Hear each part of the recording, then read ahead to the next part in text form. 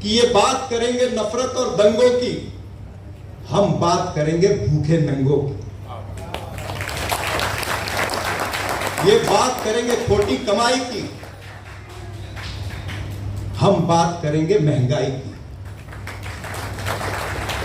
ये बात करेंगे शमशान और कब्रिस्तान की, हम बात करेंगे संविधान की। ये बात करेंगे काले धन की, ये बात करेंगे अपने मन की, हम बात करेंगे काले धन की। ये बात करेंगे मोदी भक्ति की, हम बात करेंगे देशभक्ति की। कांग्रेस पार्टी का कार्यकर्ता अगर ये बात जन जन तक पहुंचा दे कि ये 400 पार इसलिए मांग रहे हैं कि इन्हें परम पूज्य डॉक्टर बाबा साहब अंबेडकर जी का संविधान बदलना है, तो मुझे लगता है इस देश के अंदर, मैं इस कॉन्स्टिट्यूंसी की बात नहीं कर रहा हूं, इस देश के अंदर ऐसा कोई आदमी नहीं है जो भारतीय जनता पार्टी को वोट दे देगा। हिंदुस्तान की आवाज में आप सभी का स्वागत है। मैं हूं आपका दोस्त मोहम्मद मुकीम शेख। आइए देखते हैं आज के मुख्य समाचार। सर्वप्रथम मेरी विनती है सबसे कि 3 नारों से हमें शुरुआत करनी चाहिए। मैं बोलूंगा जुड़ेगा भारत, आपको कहना है जीतेगा इंडिया। जुड़ेगा भारत, जीतेगा इंडिया। और जोर से बोलना पड़ेगा, जुड़ेगा भारत, जीतेगा इंडिया। आज के इस ईशान्य मुंबई कांग्रेस कमेटी की इस मीटिंग में उपस्थित इंडिया गठबंधन के नसीबवान, इंडिया गठबंधन के नसीबवान उम्मीदवार हमारे भाई, मुंबई कांग्रेस की अध्यक्षा आदरणीय वर्षाताई गायकवाड़, जो अभी अभी आपके बीच में वक्तव्य करके गए, महाराष्ट्र प्रदेश कांग्रेस कमेटी के कार्याध्यक्ष नसीम खान जी, हमारे बहुत ही सीनियर और आदरणीय नेता आदरणीय वीरेंद्र बख्शी साहब, आदरणीय जेनेट डिसूजा जी, जिन्होंने आज के इस कार्यक्रम का आयोजन किया, जिला अध्यक्ष आदरणीय रॉयमणि जी, शिवसेना के विभाग प्रमुख सुरेश पाटिल जी, जिला कांग्रेस कमेटी के कार्याध्यक्ष उत्तम गीते जी, दूसरे कार्याध्यक्ष अल्ताफ काजी जी, आदरणीय गोविंद सिंह जी, बीके तिवारी साहब, सुरेश कोपरकर जी, महिला कांग्रेस की अध्यक्षा अनिशा बागुल, भरत सोनी जी, और तीसरी लाइन में भी बैठे हुए सभी नेता, तकरीबन राजेश इंगले जी ने सबके नाम लिए हैं। जिन जिन के नाम राजेश इंगले ने लिए वो समझिए मैंने भी ले लिए। सर्वांनी शांत बसावे, तो शॉर्टकट में काम हो जाता है। और सामने की तरफ बैठे हुए कांग्रेस पार्टी के सभी इस जिला के पदाधिकारी, सभी ब्लॉक अध्यक्ष, सभी frontal organization, youth Congress, NSUI के अध्यक्ष अभी यहाँ थे Pradyuman Yadav ji, youth Congress, NSUI, Seva Dal, minority के हमारे इस जिला के चेयरमैन समीर अख्तर, सभी डिपार्टमेंट और सभी सेल के प्रमुख पदाधिकारी, भाइयों और बहनों, संजय पाटिल जी को नसीबवान कहा है, ये किसी बड़े व्यक्ति ने, हमारे दोस्त ने कहा, और ये बात भी सच है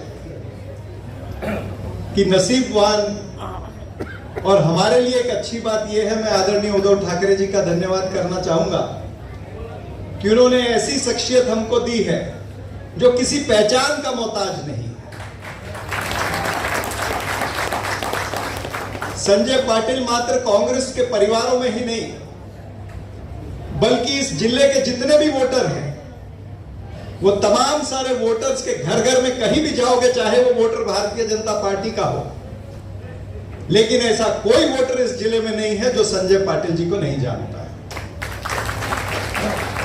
तो एक सक्षम उम्मीदवार हमारे बीच में है। अब हमारा काम बनता है कि हम इस इंडिया गठबंधन के उम्मीदवार को या इनके प्रचार को जनता के बीच में किस तरह से लेके जाए। और आज उसी लिए ये मीटिंग है कि जो कांग्रेस पार्टी का गली गली का कार्यकर्ता या नेता यहां पर उपस्थित है, वो इंडिया गठबंधन की इस बात को जनता के बीच में लेकर के जाए, वो चाहे पदयात्रा के माध्यम से या फिर और पब्लिक मीटिंगों के माध्यम से।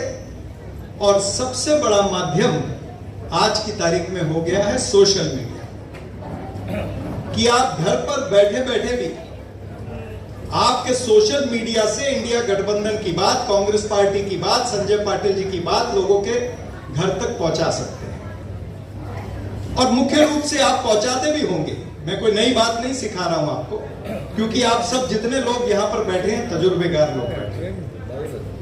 और मैं देखता हूं कई बार व्हाट्सएप ग्रुप में या फेसबुक के ऊपर बहुत सारी लड़ाइयां भी चलती हैं, और ये लड़ाई जो है ये विचारधारा की लड़ाई है। अभी सभी ने कहा कि ये जो चुनाव है ये झूठ और सच के बीच में चुनाव है।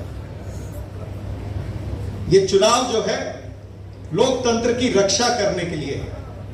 एक तरफ लोकतंत्र है, दूसरी तरफ ठोकतंत्र है। इस देश के संविधान को बचाने की लड़ाई है, और ये कांग्रेस पार्टी का कार्यकर्ता संविधान के लिए अपनी जान भी दे सकता है। अभी नसीम भाई बता रहे थे 400 पार की बात वो कर रहे थे, और आप भी व्हाट्सएप ग्रुप में और तमाम सारे फेसबुक पर देखते होंगे, हर भारतीय जनता पार्टी का नेता जो है वो अब की बार 400 पार जरूर कहता है। तो उसका काउंटर मैं आपको बताना चाहता हूं जो हमारे कार्यकर्ता को करना चाहिए। मैं 4 नेताओं के नाम बताता हूं, भारतीय जनता पार्टी के बड़े नेता और उनके उम्मीदवार, आनंद हेगड़े, ज्योति मिर्दा, अरुण गोविल जो राम बना था, और एक नेता है मैं बता दूंगा। ये 4 भारतीय जनता पार्टी के आला नेता जो है, इन्होंने ऑन रिकॉर्ड, इन्होंने पब्लिक मीटिंग के अंदर कहा है कि हमें 400 सीटें चाहिए, 400 पार इसलिए करना है क्योंकि हमें बाबा साहब अंबेडकर जी का संविधान बदलना है। ये नरेंद्र मोदी की विचारधारा है, ये आरएसएस की विचारधारा है। मनुस्मृति को लागू करना चाहते हैं, मनुवाद को लागू करना चाहते हैं। कांग्रेस पार्टी का कार्यकर्ता अगर ये बात जन जन तक पहुंचा दे कि ये 400 पार इसलिए मांग रहे हैं कि इन्हें परम पूज्य डॉक्टर बाबा साहब अंबेडकर जी का संविधान बदलना है, तो मुझे लगता है इस देश के अंदर, मैं इस कॉन्स्टिट्यूंसी की बात नहीं कर रहा हूं, इस देश के अंदर ऐसा कोई आदमी नहीं है जो भारतीय जनता पार्टी को वोट दे देगा। आज इस संविधान ने हमारे देश को बांध करके रखा है।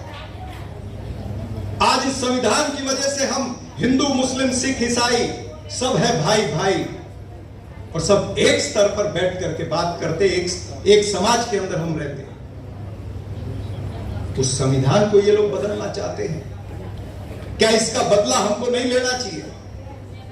आज हमारे नेता जो सड़कों पर है, श्री राहुल गांधी जी जो इतनी बड़ी यात्रा, उन्होंने 2 यात्राएं की है। एक 4000 किलोमीटर की यात्रा कन्याकुमारी से लेकर के कश्मीर तक, और दूसरी मणिपुर से लेकर के मुंबई तक 6700 किलोमीटर की यात्रा। ये यात्रा क्यों करनी पड़ी? ये इसीलिए करनी पड़ी क्योंकि राहुल गांधी जी ने देखा, कांग्रेस पार्टी ने देखा कि इनके भारतीय जनता पार्टी के एजेंडे के पीछे दूसरा एजेंडा छुपा है। वो मनुस्मृति लागू करने का एजेंडा छुपा है, संविधान को बदलने का एजेंडा छुपा है।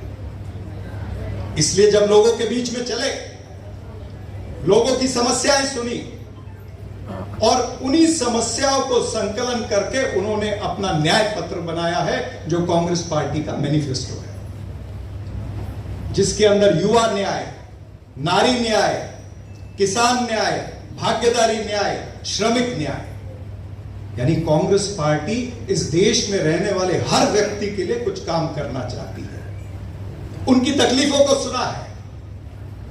और मैं समझता हूं कि हमारे मैनिफेस्टो आने के बाद में ताई जितने भी मैनिफेस्टो आए हैं, चाहे वो समाजवादी पार्टी का आया है, चाहे आरजेडी का आया है, चाहे स्टैलियन जी का डीएमके का आया है, वो सभी मैनिफेस्टो उसी लाइन पे है जो कांग्रेस पार्टी ने अपना मैनिफेस्टो बनाया है। इसको कहते हैं इंडिया गठबंधन। इसको कहते हैं कि हमें ये लड़ाई जो है नफरत के विरुद्ध मोहब्बत की लड़ाई को हमको आगे लेकर के जाना है। महात्मा गांधी जी ने, परम पूज्य डॉक्टर बाबा साहब अंबेडकर जी ने क्या सपना देखा था भारत देश का, और आज क्या हो रहा है? झूठ और लूट की राजनीति यहां पर चल रही है। 10 सालों से आपने देखा है, 2014 से आप देख रहे हैं। तब नारे क्या होते थे? बहुत हुई महंगाई की मार। और आज महंगाई पर नरेंद्र मोदी बोलते नहीं है, महंगाई का म भी नहीं बोलते हैं। वो इसलिए क्योंकि पेट्रोल 100 पार हो गया, क्योंकि डीजल 95 रुपए में मिलता है, क्योंकि आटा, चावल, दाल, गेहूं, जो भी चीजें हैं, जीवन आवश्यक वस्तुएं, वो सब महंगी हो गई है। मेरी बहनें यहां पर बैठी हैं। खाने का तेल जो 70 रुपए प्रति लीटर मिलता था, वो 200 रुपए प्रति लीटर मिल रहा है। गैस का सिलेंडर कांग्रेस के समय 400 रुपए में मिलता था, वो 1100 रुपए में आपको मिल रहा है। इस महंगाई की मार पर अभी भारतीय जनता पार्टी नहीं बोलती है। बेरोजगारी इस देश के अंदर 50 वर्ष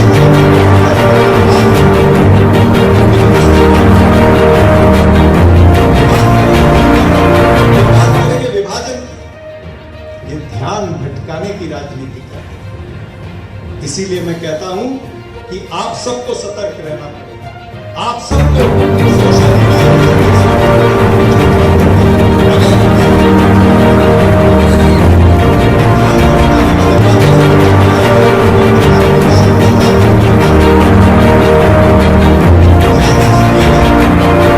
ये बात करेंगे नफरत और दंगों की, हम बात करेंगे भूखे नंगों की।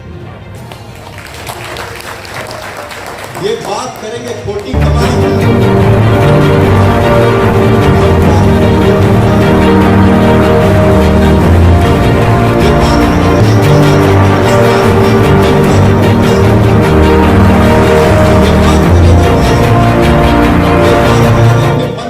हम बात करेंगे काले धन की। ये बात करेंगे मोदी भक्ति की, हम बात करेंगे देशभक्ति की।